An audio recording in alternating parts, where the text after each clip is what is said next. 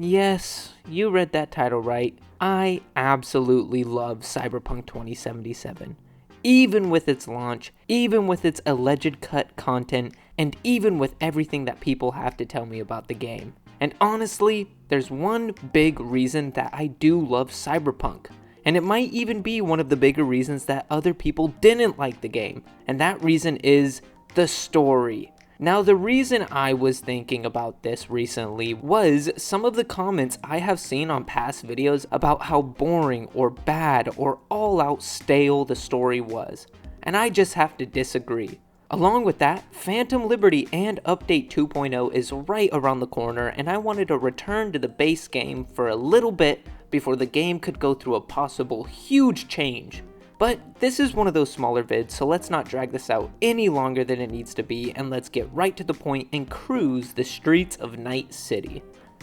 So as I said, I know a lot of people don't actually like the story of Cyberpunk 2077. I've seen plenty about how the story is flawed, stale, and an all-around mistake on CD Projekt Red's part. I cannot disagree more though. There are a bunch of reasons that the story of Cyberpunk is easily one of my favorite game stories.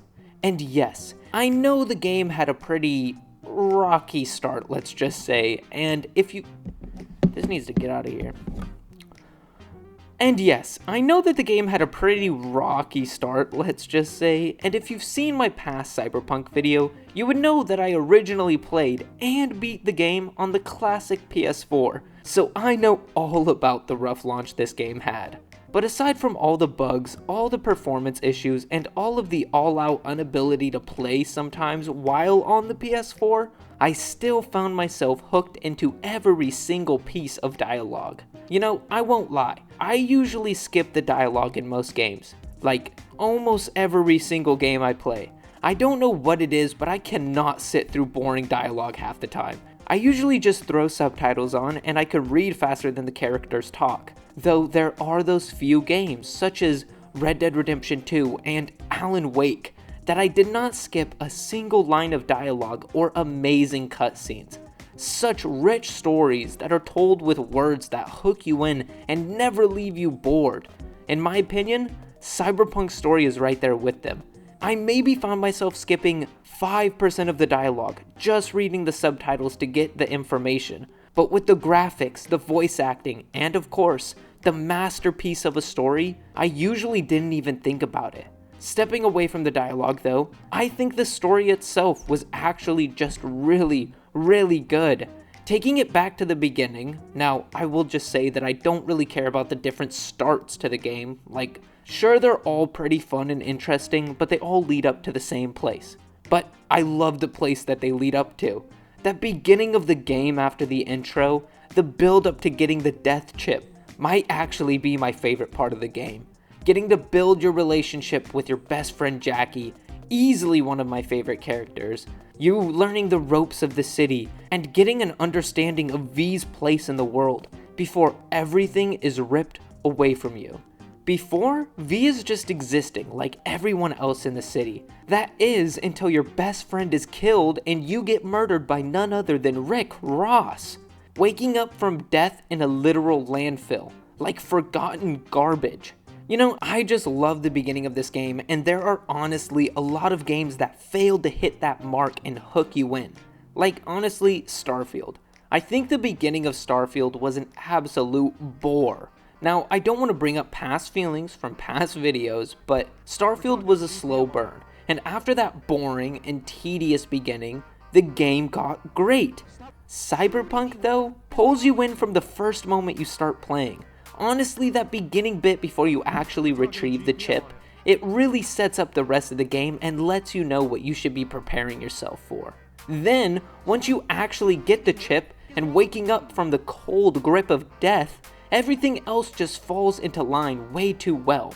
Right off the bat, I love the bond that builds between V and Johnny. Really, I should say the one that could end up building. They start their relationship absolutely hating each other, thinking both would be better off dead. By the end of the game though, you can have both ready to die for each other. And as I said, you have to make the effort for actually building that friendship between them, doing small things here and there. And this is a cool addition to the story too, as some people didn't like Johnny, and some people don't like certain characters, or hey, maybe someone was just trying to roleplay a cold-hearted, friendless lone wolf. They could all choose to go against every Johnny option, still hating each other by the end of the game, only kind of seeing each other as an end of means. I also really just like Johnny's story in general, before and after the Arasaka incident. He had real character development. At the beginning, everyone sees Johnny as a careless jerk who empathizes for nothing and no one, acting like he was his only care in life. But throughout the game, his true self really starts to come out, and you learn who Johnny really is. His hate for the corpos wasn't just an act for his shows. His love for Alt may have been hidden, but you could still tell how much he really did feel for her. He may not seem like it at first, but he has true integrity. Johnny was ready to fight and die for the causes he believed in. But then, after waking up in V's head, there's nothing Johnny believes in enough to fight for, other than revenge. I mean, sure, he does try to take over V's body, but with the usual do-nothing mentality for the first while of the game, I think even Johnny knows that there's not much he can do if he did end up taking V's body. Moving over to who V actually is, I mean, they have their own little personality, shining a little bit more during the beginning, but all in all, this is one of those games that you actually shape your character and their personality. And by the end of the game, with the decisions you choose, V will be the character that you shape them out to be. And by the end of the story, your V has the ability of being the nastiest Night City outlaw or even the complete Robin Hood of edge runners. And really, on the topic of endings, I don't really want to speak too much on the actual endings of the game, as there are a few, most being pretty good in my opinion, but the ending I did especially enjoy was the companion ending, as it brought something different. Do you fight and die, ending the game in what seems like the canon ending, or do you leave everything behind to start anew once more?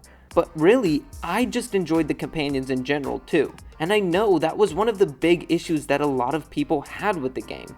I thought that all of the companions were well done, and they all had their own charm that they added to the story. Like the somber connection that V makes with Judy through not really knowing their place and just existing in Night City. Or getting to have a dinner and hang out with River's family, adding in a break from the action. And as I said, just charm. Having these side stories with the companions that really all have to do with relationship building does two things. Helps get away from the hustle and bustle of things, and it also makes the world feel more alive and the story feel realer, as their stories add a personal value to the NPCs and companions, making them feel less lifeless and generic. Back to the endings though. I like the majority of them, not because they're all perfect, but because they all play out a different ending for the different V that you create through the story. Leave with Pan Am and the Aldecados to start new somewhere else, hoping for a better life outside of Night City. Or you can head on into Arasaka with the help of your friends to upload Alt into the mainframe, becoming the Legend of the Afterlife. Then again, there's always the secret ending where you go right into Arasaka alone to either die a legend or make it through to be, again, the Legend of the Afterlife. And sitting in between the middle of those two strong points is an awfully fun and enjoyable experience, with sure, some slower parts, but an overall awesome story. I love teaming up with Takamura and the different gangs of Night City to take down the company that had not only caused so much pain on the depressing city, but also being the cause of your friend's death and is the last hope of getting the smack-talking, bullet-dodging time traveler out of your head. So honestly, even though a whole lot of people absolutely hate the story, they think it's stale, flawed, and an all-out mistake on CDPR's part, cutting too much and losing focus on the story, I really could not disagree more. I think the 60 hours I had put into the game was like a 60-hour movie that I enjoyed every second of. Actually, one of the biggest issues I have with the game is that I 100%ed the game in 60 hours. 2 different times. Like, I'm already about 100 hours into Starfield, and I have only completed the faction missions. Other than Consolation, I still have so many worlds to siphon the side quests off of. In Cyberpunk though, after 50-60 hours, there's nothing left to do, and you will have about 1,000,000 eddies, you can buy any car, really the game just dies off. And sure, not a lot of single player games have crazy end games, but Cyberpunk really has no endgame. Once you're done, you're done. And I wish the game was longer, or at least more to do on the side.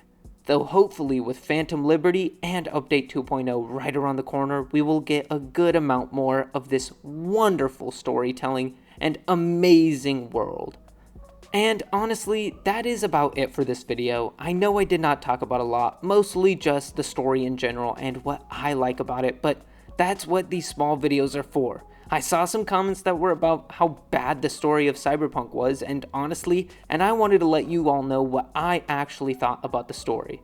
If you want to hear what I think about the gameplay, you can go ahead and check out my previous video now, in which I did not focus on the story at all. Though I also wanted to return to Cyberpunk's story one last time before the next huge update and the first DLC after 3 years since its release. And I just wanted to give my thoughts on the game before my opinions could possibly change for the better or worse.